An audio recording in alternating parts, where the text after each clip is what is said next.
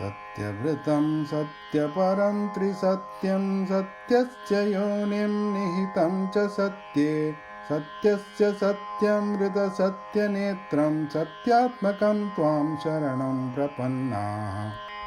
एकायनौसौ विफलस्त्रिमूलश्चतुरसः पञ्चविधः षडात्मा सप्तत्वगष्टविपटो नवाक्षो दशच्छदी द्विखगो ह्यादिवृक्षः। त्वमेक एवास्य सतः प्रसूतिस्त्वं सन्निधानं त्वमनुग्रहश्च त्वन्मायया संवृतचेतसस्त्वां पश्यन्ति नानाविपश्चितो ये बिभर्षिरूपाण्यवबोध आत्मा क्षेमाय लोकस्य चराचरस्य सत्त्वापन्नानि सुखावहानि सतामभद्राणि मुहुःखलानां स्वयंभुजाक्षाखिलसत्त्वधाम्नि समाधिनावेशितचेतसैके त्वत्पादपोतेन महत्कृतेन कुर्वन्ति गोवत्सपदं भवद्भिं स्वयं समूर्तीयसुदुस्तुरं द्युमान् भवार्णवं भीममदप्रसौहृदाः भवत्पदाम्भोरुहनावमत्र ते निधाय याता सदनुग्रहो भवान् येन विन्दाक्ष विमुक्तमानिनस्त्वय्यस्तभावाद्विशुद्धबुद्धयः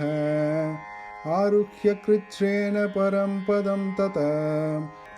पतयन्त्यधोनादृतयुष्मदङ्ग्रयः तथा न ते माधव तावकाः क्वचित् भ्रश्यन्ति मार्गात् त्वयि बद्धसौहृदाः त्वयाभिगुप्ता विचरन्ति निर्भया विनायकानि कपमूर्धसु प्रभो सत्वं विशुद्धं श्रयते भवान् स्थितौ शरीरिणां श्रेय उपायनं वपुः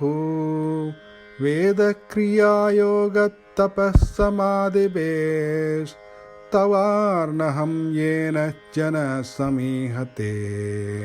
सत्वं न चेद्धातरिदं निजं भवेत् विज्ञानमज्ञानभिदापमार्जनम्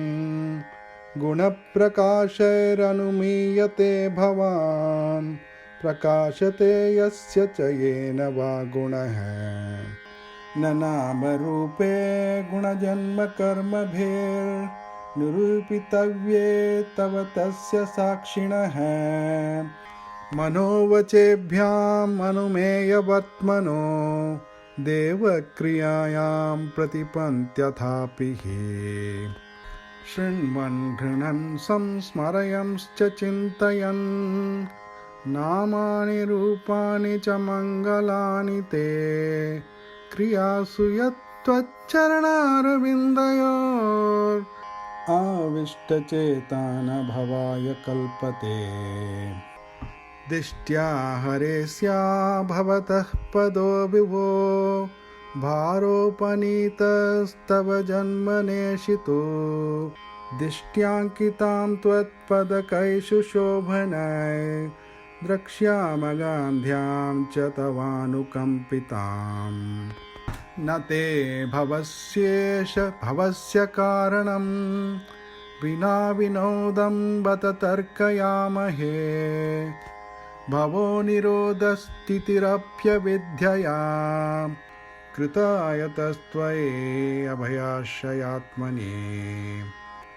मत्स्याश्वकच्छप नृसिंहवराहहंस राजन्यविप्र विबुधेषु कृतावतार त्वं पासिनस्त्रिभुवनं च यथाधुनेश भारं भुवो हरयदुत्तमवन्दनं ते दिष्ट्याम्बते कुक्षिगतः परः पुमान् अंशेन साक्षात् भगवान् भवायन मा भूद्भयं भोजपतेर्मुमुर्षोर्गोप्ता यदूनां भविता त्वमात्मज हरे कृष्ण कृष्ण कृष्ण हरे हरे, हरे राम राम राम हरे हरे।